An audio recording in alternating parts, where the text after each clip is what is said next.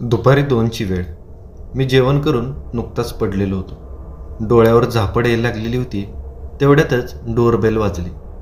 तसं माझ्या बायकोने पटकन दरवाजा उघडला. त्यावेळी दरवाजामध्ये 3 व्यक्ती उभ्या होत्या. एक पुरुष, एक स्त्री आणि एक साधारणतः 20-22 वर्षाची तरुणी. त्यांना बघूनच मी ओळखलं की हे कोणत्या तरी पॅरानॉर्मल इन्व्हेस्टिगेशनसाठीच माझ्याकडे आलेले असणार. तसं मी त्यांना घरामध्ये येण्यासाठी सांगितलं. ते आता घरामध्ये आले आणि हॉलमधल्या सोफ्यावर बसले. तो पुरुष साधारणतः 50शीतला होता. एकंदरीत पेहरावावरून ते सगळेजण एका चांगल्या कुटुंबातले वाटत होते आणि मी आता चौकशी करायच्या दृष्टीने त्यांच्याकडे विचारणा केली. बोला सर, मी तुमची काय मदत करू? तसं त्यांनी एकदा त्यांच्यासोबत आलेल्या स्त्रीकडं आणि त्या मुलीकडे बघितलं आणि थोडासा गळा खाकरून ते माझ्याशी बोलायला लागले. ते म्हणाले, साहेब, माझं नाव नामदेव गायकवाड. आणि शेजारच्या स्त्रीकडे इशारा करून ते म्हणाले, ही माझी बायको सुनंदा. आणि त्या तरुण मुलीकडे इशारा करून त्यांनी सांगितलं की ही त्यांची मुलगी प्राची. तसं माझं सगळं कुटुंब एकदम सुशिक्षित. मी पण शिक्षक आहे, माझी बायको पण शिक्षिक आहे, मुलगी पण आता इंजिनिअरिंगच्या 3rd इयरला आहे. सगळं एकदम व्यवस्थित चालू होतं. पण काय झालं काय माहिती, अचानकच आमच्या घरामध्ये विचित्र घटना घडायला सुरुवात झाली. आम्हाला नेमकं कळतच नव्हतं की हे सगळं कशामुळे होतंय. कारण आम्ही सुशिक्षित असल्यामुळं भूत प्रेत असल्या गोष्टींवर आम्ही कधीच विश्वास ठेवत नव्हतो. पण आता जे काही आमच्यासोबत घडतंय ते बघून आम्हाला पण आता वाटतंय की खरंच या जगामध्ये भूत प्रेत, नकारात्मक ऊर्जा या गोष्टी खरंच अस्तित्वात असाव्यात. आणि त्यातूनच आम्हाला तुमचा नंबर मिळाला. तुमचे बरेचसे लेख आम्ही वाचलेले आहेत, तुमच्या केसेस आम्ही ऐकलेले आहेत. त्यामुळं आम्हाला वाटलं की तुम्हीच आम्हाला यातून बाहेर काढू शकता. तसं मी त्यांना म्हणालो, तुम्ही म्हणताय ते अगदी योग्य आहे. या जगामध्ये खरंच नकारात्मक ऊर्जा ही असतेच. पण जोपर्यंत त्या सगळ्या गोष्टी आपल्या स्वतःबरोबर घडत नाहीत तोपर्यंत आपण त्यावर विश्वास ठेवत नाही. आता मला एकदम सविस्तर सांगा की तुमच्याबरोबर नेमकं काय काय घडले आणि शक्यतो काही लपवायचा प्रयत्न करू नका. जर तुम्ही मला खरं खरं सांगितलं तरच मी यातून तुमच्यासाठी काहीतरी मार्ग काढू शकेन. त्यानंतर त्यांनी पुन्हा एकदा त्यांच्या मुलीकडे आणि बायकोकडे बघितलं आणि बोलायला सुरुवात केली. ते म्हणाले, 2 महिन्यापूर्वीची गोष्ट असेल. आम्ही सगळेजण खूपच आनंदात होतो कारण माझ्या मुलीचं प्राचीचं 2च महिन्यापूर्वी लग्न ठरले. मुलगा पण तसा बाहेरचा नाही, माझ्या बहिणीचाच मुलगा तो, म्हणजे प्राचीच्या आत्याचा मुलगा. तो पण एकदम उच्च शिक्षित आहे, अमेरिकेमध्ये जॉब करतो, महिन्याकाठी चांगला गलेलट्ट पगार आहे. त्याचं नाव अभिषेक. लहानपणापासूनच प्राची आणि अभिषेक हे एकत्रच वाढलेले. मी माझ्या बायकोशी चर्चा केली. तिला पण अभिषेक आवडत होता. प्राचीला विचारलं तर तिनं पण लगेचच होकार दिला. त्यामुळे आता नकार देण्याचा आणि आडेवेडे घेण्याचा प्रश्नच नव्हता. मुलगा पण चांगला होता, तो पण माझ्या नात्यातलाच, चांगला वेल सेटल्ड होता, म्हणून आम्ही लगेचच लग्नाला होकार दिला. आता आमच्या फॅमिलीमध्ये तशी जास्त काही माणसं नाहीत. त्यामुळे लग्न जमवताना माझं कुटुंब, माझ्या बहिणीचं कुटुंब आणि माझ्या भावाचं कुटुंब असे आम्ही घरातले सगळेजण बसलो आणि आम्ही या लग्नावर शिक्कामोर्तब केलं. त्यानंतर लग्नाची तयारी पण चालू झाली. पण अचानक प्राचीच्या वागण्यामध्ये एक विचित्र प्रकारचा बदल होत गेला. असं म्हणून ते थोडा वेळ शांत बसले. तसं मी त्यांना पुन्हा बोलतं करण्यासाठी विचारलं, नामदेवराव, पुढं काय झालं ते आता मला एकदम सविस्तर सांगा. पण आता मात्र नामदेवरावांची बॉडी लँग्वेज चांगलीच बदलली होती. मुलगी तर अगदी कोमेजून बसलेली होती. सडपातळ शरीरयष्टीची गोरीपान मुलगी होती ती. दिसायला पण एकदम देखणी, नाजूक. पण तिच्याकडे बघून मला असं वाटत होतं की तिला इथं अनकम्फर्टेबल वाटत असावं. तिच्या अंगाला काहीतरी बोचत असल्यासारखं ती आपलं अंग चोरून घेत होती. तिची आई तिला घट्ट पकडून बसलेली होती. आता नामदेवराव पुन्हा मला सांगायला लागले. ते म्हणाले, साहेब, 1.5 महिन्यापूर्वीची गोष्ट. प्राची तिच्या बेडरूममध्ये झोपलेली होती. तिला इंजिनिअरिंगचा भरपूर अभ्यास असल्यामुळं आम्ही तिला फारसं डिस्टर्ब करत नव्हतो. तिचा अभ्यास असल्यामुळं आम्ही तिला कधी जास्त कामं पण सांगितली नाही. आणि रात्री 11-12 वाजेपर्यंत ती नेहमीच अभ्यास करत बसायची. संध्याकाळी 9 वाजता जेवण करून आम्ही पुन्हा झोपण्यासाठी आमच्या खोलीमध्ये निघून गेलो. प्राची तिच्या खोलीमध्ये अभ्यास करत बसलेली होती. पण साधारण रात्री 12:30 वाजता अचानक आम्हाला प्राचीच्या खोलीतून जोराने किंचाळलेला आवाज आला. तसं आम्ही एकदम दचकून जागे झालो आणि आम्ही दोघे पण प्राचीच्या खोलीकडे पळत सुटलो. जसं आम्ही प्राचीच्या खोलीचा दरवाजा उघडला तसं आम्हाला दिसलं की प्राची बेडवर उठून बसलेली होती आणि मोठमोठ्याने किंचाळत होती आणि ती आपल्या पोटावरून हात फिरवत होती. ती खूपच घाबरलेली होती. सुनंदा लगेच तिच्याजवळ गेली आणि ती प्राचीला सावरायचा प्रयत्न करायला लागली. 1-5 मिनिटानं प्राची थोडीशी शांत झाली. त्यावेळी मी प्राचीला विचारलं, अगं प्राची, काय झाले? तू अशी का किंचाळायला लागलीस? तशी प्राची आम्हाला सांगायला लागली, आई बाबा मला एक खूपच भयानक स्वप्न पडलं. तसं मी प्राचीला म्हणालो, अगं प्राची, शेवटी स्वप्नच आहे ना ते. कदाचित तुझी झोप झाली नसेल किंवा तू एखादा हॉरर पिक्चर वगैरे बघितला असेल, त्यामुळे ते स्वप्न पडलं असेल, त्यात एवढं काही विशेष नाही. तशी प्राची म्हणाली, बाबा पण ते स्वप्न खूपच भयानक होतं. प्राचीचं शरीर त्यावेळी अक्षरशः थरथर कापत होतं. त्यावरून आम्हाला अंदाज आला की नक्कीच प्राचीला काहीतरी भयानक स्वप्न पडलेलं असेल. पण आम्ही त्यावेळी तिची कशी तरी समजूत घातली आणि तिला एवढंच सांगितलं की स्वप्न म्हणजे काही खरी गोष्ट नसते. त्यावरती थोडीशी कन्व्हिन्स पण झाली आणि थोड्या वेळानं ती झोपलीसुद्धा. आम्ही पुन्हा आमच्या रूममध्ये निघून गेलो. त्यानंतर 1-2 दिवसांनी पुन्हा रात्री प्राची अशीच किंचाळत उठली. आम्ही पुन्हा पळत तिच्या बेडरूममध्ये गेलो. त्यावेळी पण आम्ही प्राचीला विचारलं की तुला नेमकं झालंय तरी काय. त्यावेळी पण प्राची म्हणाली की बाबा मला आज पण एक भयानक स्वप्न पडलंय. मी एकदा सुनंदाकडे बघितलं. आम्हाला वाटत होतं की कदाचित अभ्यासाच्या टेन्शनमुळं असं तिला होत असेल, म्हणून आम्ही त्या दिवशी पण तिला काहीतरी समजवायचा प्रयत्न केला. पण त्यावेळी प्राची म्हणाली, बाबा आज मला जे स्वप्न पडलं होतं ते अगदी 2 दिवसापूर्वी पडलेल्या स्वप्नासारखंच होतं. असं कसं होईल की मला 2 वेळा एकच स्वप्न पडेल. मी सुनंदाकडे बघितलं तर ती पण थोडीशी चिंताग्रस्त दिसत होती. आता मी आणि सुनंदा तिथेच बसलो आणि मी प्राचीला विचारलं, प्राची तुला काय स्वप्न पडले ते मला एकदा सांगशील का. प्राची अजून पण थरथर कापतच होती, पण तिने एक मोठा श्वास घेतला आणि ती सांगायला लागली, बाबा मला स्वप्नामध्ये असं दिसत होतं की मी बेडरूममध्ये झोपलेली आणि 2 टकली एकदम पांढरी शुभ्र मुलं माझ्या जवळ आलेली होती आणि त्यातला एक मुलगा माझ्या पोटामध्ये चाकू भोकसतो आणि माझं पोट फाडतो. त्यानंतर दुसरा जो मुलगा आहे तो माझ्या फाडलेल्या पोटातून माझ्या पोटामध्ये प्रवेश करतोय आणि आज पण मला हेच भयानक स्वप्न पडलं. त्यावेळी माझी आणि सुनंदाची बोलतीच बंद झाली, कारण प्राचीच्या या प्रश्नाचं आमच्याकडे त्यावेळी तरी उत्तर नव्हतं. त्यावेळी सुनंदाने तिला आमच्यासोबत आमच्या बेडरूममध्ये नेलं आणि त्या दिवशीपासून ती आमच्यासोबतच झोपायची आणि त्या दिवसापासून तिला नेहमीच खूपच विचित्र आणि भयानक स्वप्न पडायची आणि त्या स्वप्नामध्ये तिला ती पांढरी शुभ्र मुलं दिसायची. पण हळूहळू तिच्या मनात या स्वप्नांबद्दल खूपच भीती बसली आणि तिला दिवसासुद्धा विचित्र भास व्हायला लागले. ती आम्हाला नेहमी सांगायची की मला घरात काहीतरी विचित्र दिसतंय, पण आम्ही कधीच तिच्यावर विश्वास ठेवला नाही. आम्हाला वाटायचं की तिला रात्री पडणाऱ्या भयानक स्वप्नांमुळेच तिला कदाचित असलं विचित्र काहीतरी जाणवत असेल किंवा असल्या विचित्र गोष्टींचा भास होत असेल. आम्ही तिला नेहमीच समजावून सांगायचा प्रयत्न करायचो. त्यावेळी ती तात्पुरती शांत व्हायची, पण त्यानंतर जे घडलं ते मात्र खूपच भयानक होतं. त्या रात्री मला वाटतं पौर्णिमा होती. मला अचानक रात्री जाग आली, कारण मला आमच्या घराच्या वरांड्यातून झोपाळ्याचा आवाज येत होता.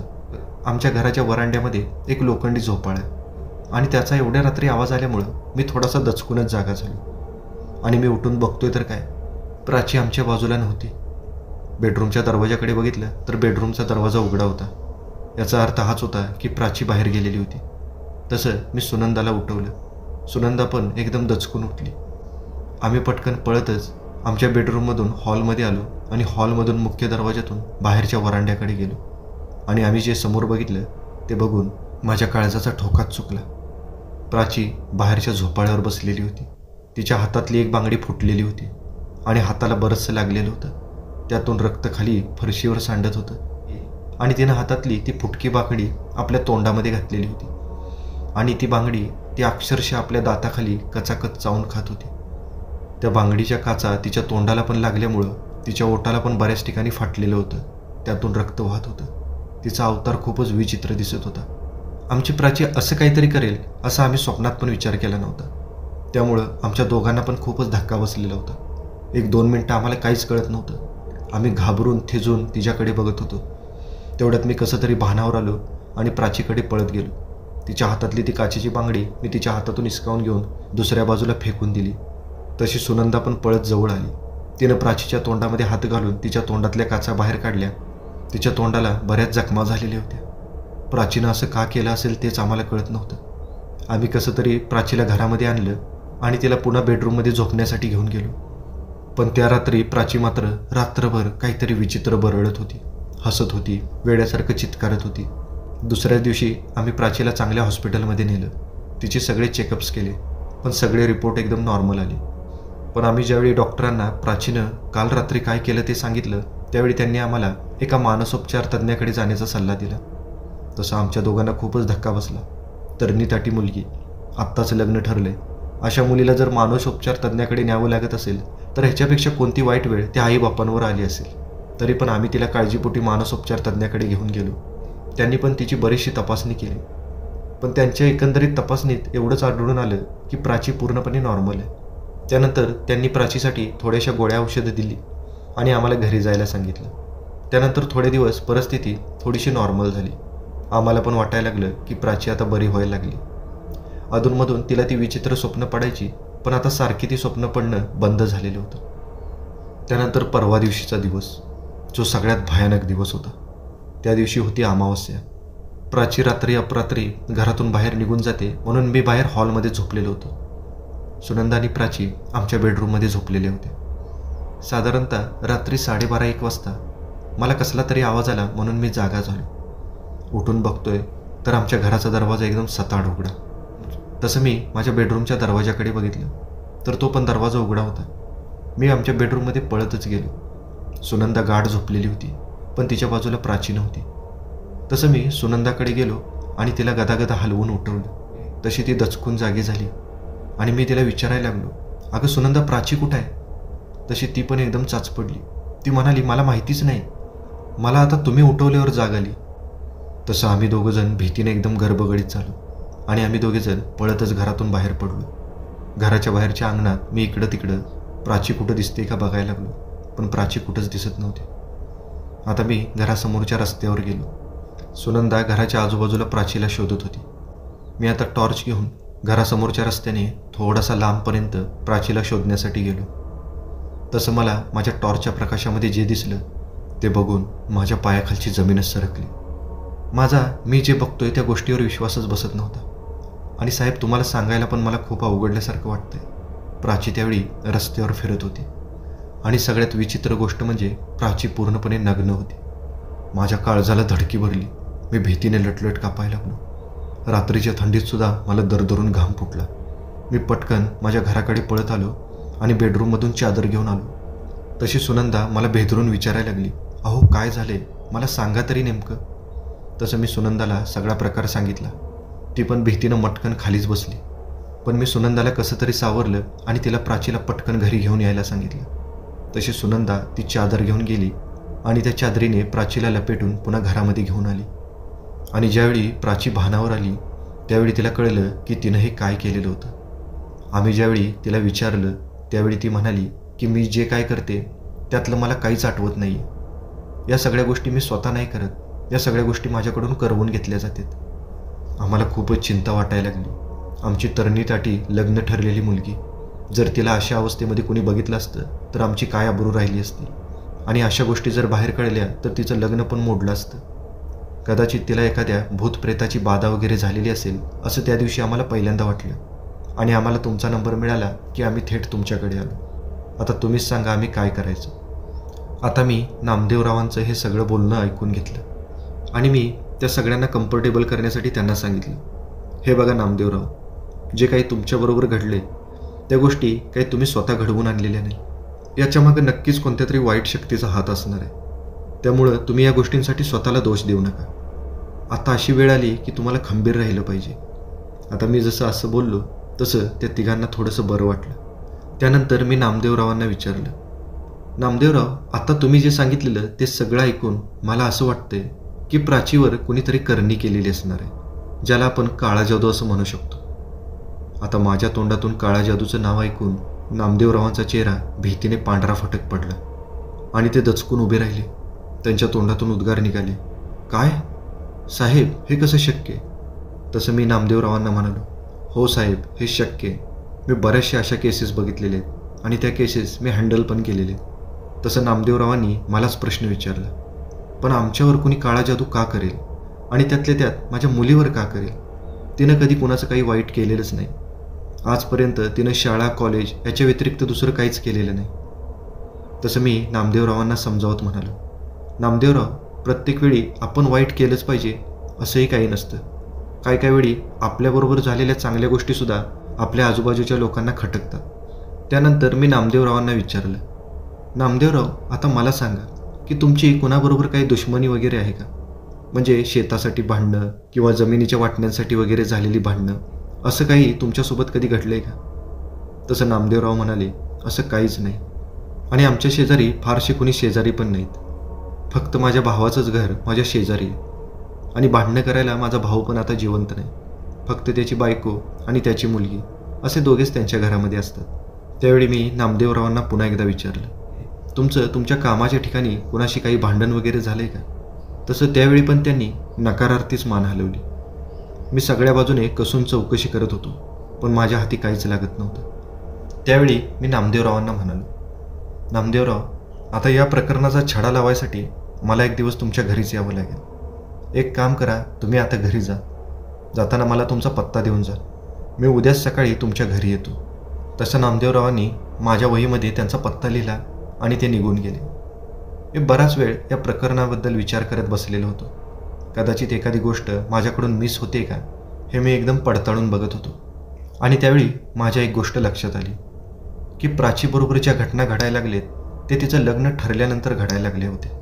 म्हणजे असंही असू शकतं की प्राचीचं लग्न ठरले, ही गोष्ट कदाचित कुणाला तरी आवडली नसेल आणि प्राचीचं लग्न होऊ नये म्हणून प्राचीसोबत असं काहीतरी घडवून आणलं जाऊ शकतं.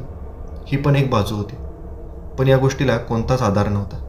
त्यासाठी मला उद्या आता त्यांच्या घरीच जावं लागणार होतं. दुसऱ्या दिवशी सकाळी 9 वाजता मी माझ्या घरातून बाहेर पडलो. साधारणतः एक 2 तासाचा प्रवास केल्यानंतर मी नामदेवरावांच्या घरी पोचलो. नामदेवरावांच्या घराच्या अंगणामध्ये मी माझी गाडी पार्क केली. त्यानंतर मी गाडीतून माझी बॅग बाहेर काढली. त्या बॅगेमध्ये मला लागणारं माझं सगळं सामान होतं, जसं की EMF डिटेक्टर, इन्फ्रारेड कॅमेरे, नाईट विजन कॅमेरे, या सगळ्या गोष्टी त्यामध्येच असायच्या.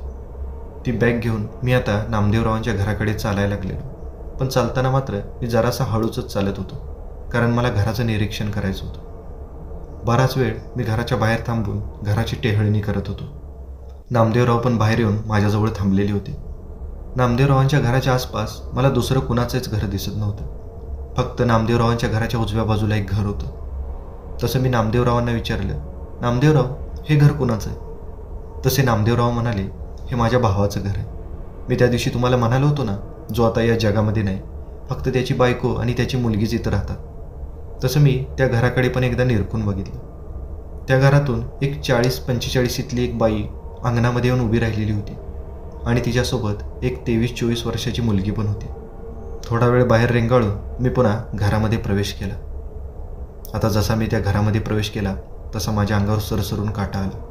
अंगावरचे केस उभे राहिले. जणू काही माझं शरीर मला इशारा करत होतं की या घरामध्ये काहीतरी विचित्र आहे. आणि मला हा अनुभव नेहमीच यायचा. ज्यावेळी मी एखाद्या नकारात्मक ऊर्जेच्या संपर्कामध्ये जायचो त्यावेळी माझ्यासोबत नेहमीच असं घडायचं. आणि माझ्या शरीराने दिलेला संकेत हा कधीच खोटा ठरत नव्हता. त्या घरात गेल्या गेल्या मला जाणवलं की इथं काहीतरी निगेटिव्ह आहे, काहीतरी नकारात्मक आहे. मी आता माझी बॅग तिथल्याच हॉलमधल्या टेबलावर ठेवली आणि मी सोफ्यावर बसलो. नामदेवराव माझ्यासाठी पाणी घेऊन आले. 10-15 मिनटं चहापानामध्येच गेले. तसं मी पटकन उठलो आणि माझ्या बॅगमधला EMF डिटेक्टर बाहेर काढला. त्यानंतर मी तो EMF डिटेक्टर घेऊन नामदेवरावांच्या घरामध्ये सगळीकडे फिरायला लागलो. खरं तर त्या घरामध्ये जर काहीच नसेल तर मला इलेक्ट्रोमॅग्नेटिक फ्रिक्वेन्सीज खूपच कमी किंवा जाणवायलाच नाही पाहिजेत होत्या. पण त्या घरामध्ये मला थोड्याफार फ्रिक्वेन्सीज दिसत होत्या. म्हणजे नक्कीच या घरामध्ये काहीतरी होतं. पण त्याचं केंद्रस्थान कुठं होतं याचा मला शोध घ्यायचा होता. मी आता आळीपाळीने त्या घरामधल्या हॉलमध्ये, सगळ्या बेडरूममध्ये, किचनमध्ये, बाथरूममध्ये आणि टॉयलेटमध्ये सुद्धा जाऊन आलो. पण मला सगळीकडे थोड्याफार प्रमाणात इलेक्ट्रोमॅग्नेटिक फ्रिक्वेन्सीज दिसायच्या. आता घरातल्या आतल्या बाजूला चेक केल्यानंतर मी पुन्हा घराच्या दरवाज्यातून बाहेर पडलो आणि घराच्या चारी बाजूनी फिरायला लागलो. आणि जसं मी त्यांच्या घराच्या मागच्या बाजूला गेलो तसं एक ठिकाणी माझ्या EMF डिटेक्टरच्या स्क्रीनवर भरपूर प्रमाणात EMF फ्रिक्वेन्सीज दिसायला लागल्या. तसं माझ्या लक्षात आलं की इथंच काहीतरी होतं ज्याचा मी शोध घेत होतो. मी आता खाली बघितलं तर तिथं मला थोडंसं खाणल्यासारखं दिसत होतं. नामदेवराव माझ्यासोबतच होते. मी नामदेवरावांना काहीतरी खोदण्यासाठी घेऊन यायला सांगितलं. तसं ते हातामध्ये फावडं घेऊन आले. त्यानंतर मी त्यांना 1-2 ठिकाणी थोडंसं खोदायला सांगितलं. तसं त्यांनी फावड्याने तिथली थोडीशी माती काढली आणि अचानक त्यांच्या फावड्याला काहीतरी लागलं. तसं मी त्यांना थांबण्याचा इशारा केला आणि मागं सरायला सांगितलं.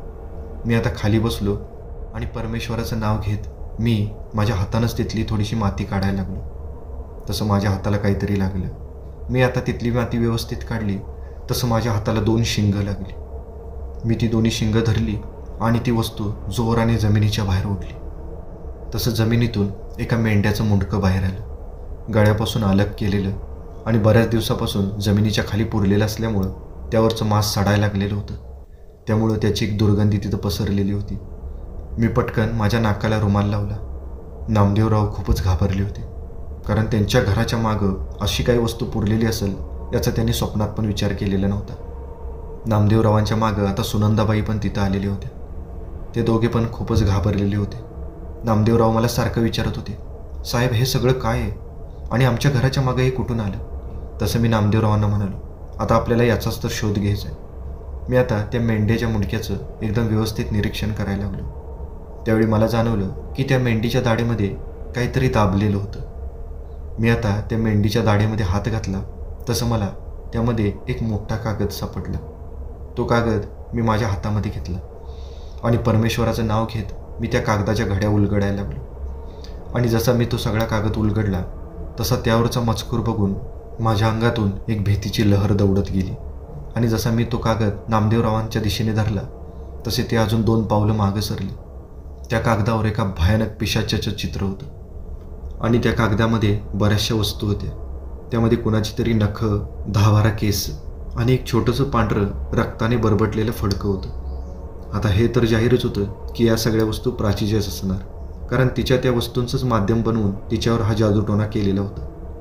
मी आता तो कागद माझ्या हातामध्ये घेतला आणि मी घरामध्ये चालायला लागलो. नामदेवराव आणि सुनंदाबाई पण माझ्या मागोमाग घरामध्ये आल्या. मी आता घरामध्ये जाऊन तो कागद घरातल्या टेबलावर ठेवला आणि माझ्या मोबाईलमधलं एक ॲप ओपन केलं आणि त्या ॲपवर मी त्या कागदावर लिहिलेल्या मजकुराचं ट्रान्सलेशन बघायला लागलो. आणि ज्यावेळी ते ट्रान्सलेशन माझ्या लक्षात आलं त्यावेळी मला कळलं की खरंच प्राचीवर कोणीतरी जादूटोणा केलेला होता आणि तो जादू आता दुसऱ्या स्टेजवर होता.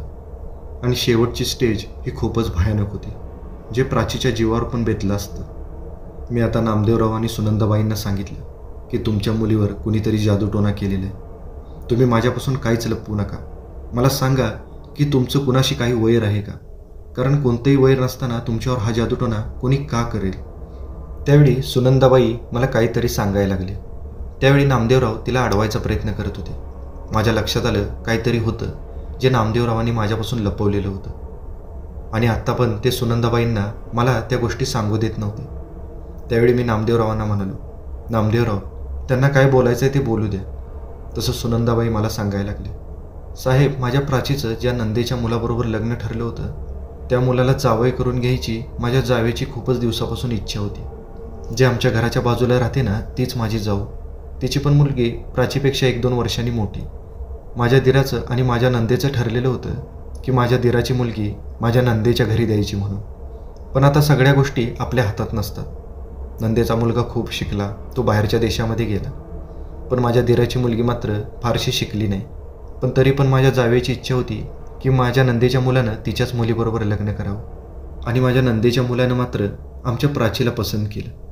सगळे लग्न जमवताना माझी जाऊ आणि माझी पुतणी पण आमच्यासोबतच होती. पण प्राचीचं लग्न ठरल्यावर मात्र त्या मायलेकी फारशा खुश दिसत नव्हत्या. आम्हाला वाटलं होतं की त्या दोघी या गोष्टी ॲक्सेप्ट करतील.